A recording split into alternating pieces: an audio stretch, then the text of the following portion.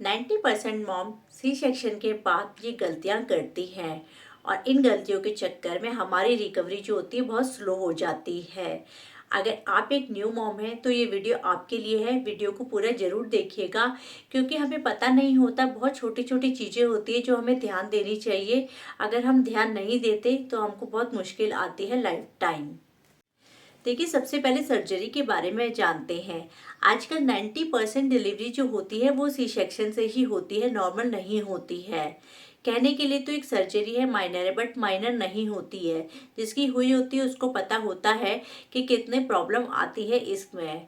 एक कट लगता है बट कट के अंदर भी 6-7 लेयर होती है जो स्टिच की जाती हैं।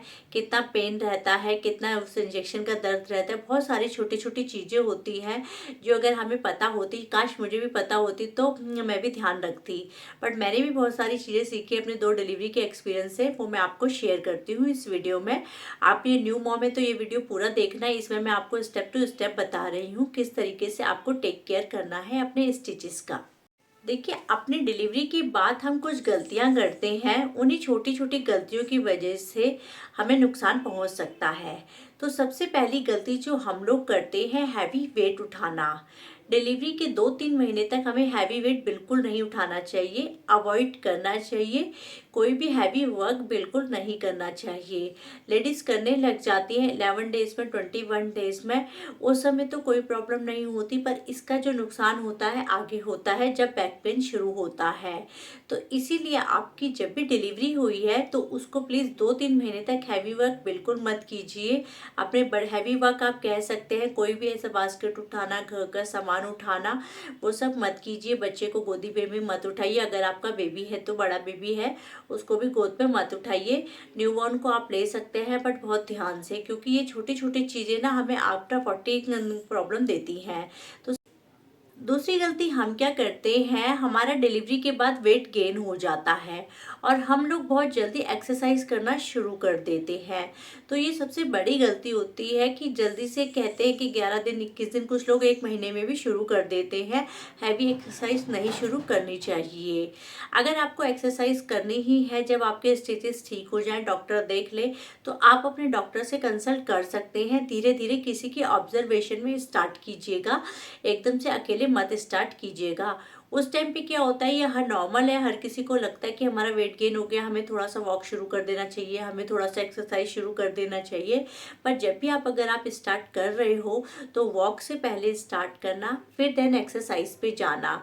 बट उससे पहले एक बार आप अपने डॉक्टर से ज़रूर कंसल्ट कीजिएगा, क्योंकि क्या होता है, हम लोगों को पता नहीं होता, हम एक्सरसाइज करना शुरू कर देते हैं बट उससे हमारे नीचे पेट पे प्रेशर पड़ता है। तो ऐसी गलती प्लीज़ मत कीजिएगा। 6 वीक तो बिल्कुल नहीं करना। आफ्टर 6 वीक अगर आप स्टार्ट कर रहे हैं तो सबसे पहले आप वॉक से स्टार्ट कीजिए।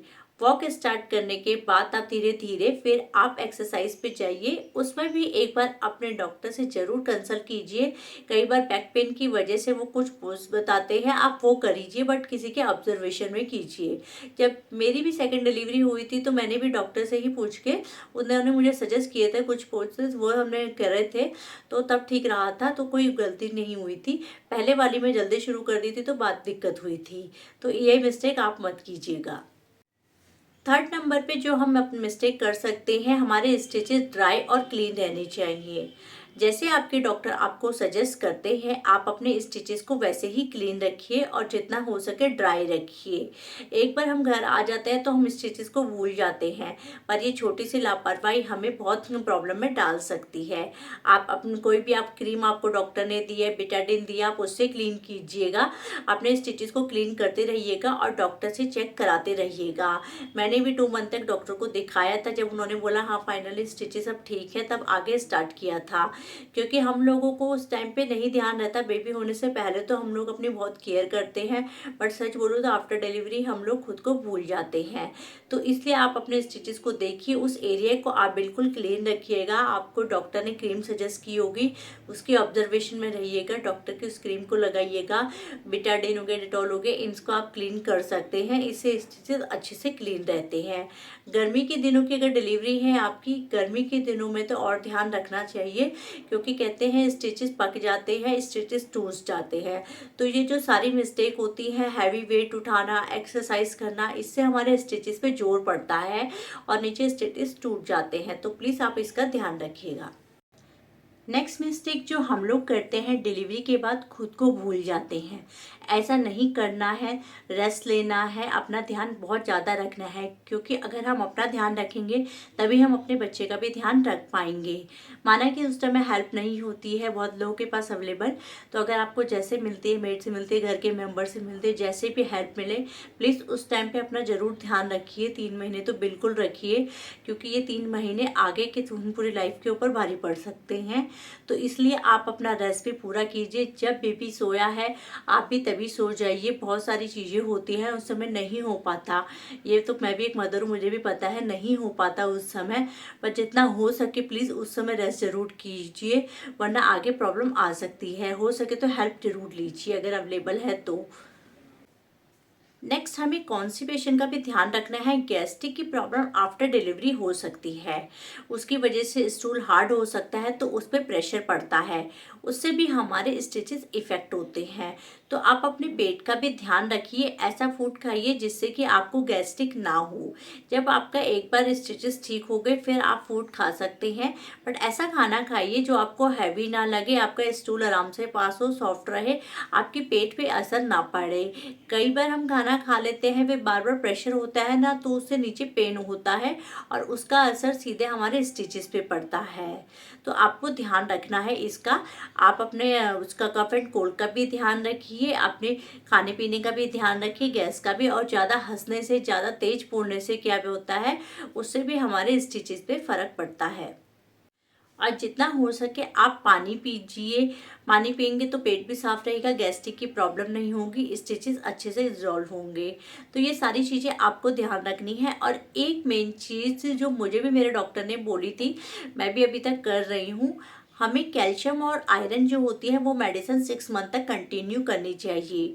मुझे लगता था कि जो बैक पेन हमारा हो रहा है वो जो इंजेक्शन लगता है उसकी वजह से हो रहा है, पर मेरे डॉक्टर ने मुझे बताया कि उसकी वजह से नहीं होता। लोगों को लगता है कि सी सेक्शन डिलीवरी हो गई है तो ये उसका पेन है, ये उस समय नहीं लगेगा आपको। 6 मंथ 7 मंथ बाद आपके बैक में पेन शुरू होता है, तो ये आपकी कैल्शियम और आयरन की डेफिशिएंसी से होता है।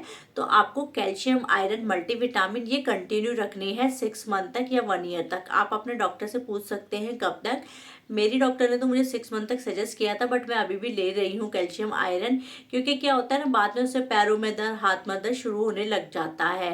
और हम लोगों के माइंड में रहता है कि हमारी सी सेक्शन से डिलीवरी हुई है तो उसकी वजह से हो रहा है। तो ऐसा बिल्कुल भी नहीं है। अगर आप जो भी खाना खा रहे हो अपने डाइट का बहुत ध्यान रखना, आयरन रिच फूड खाना, कैल्शियम लेना, ये सारी चीज़ों का भी हमें बहुत ध्यान रखना पड़ता है। मैं डेली आपको बेबी केयर टिप्स शेयर करती रहूँगी, प्लीज़ फॉलो कीजिएगा। Thank you.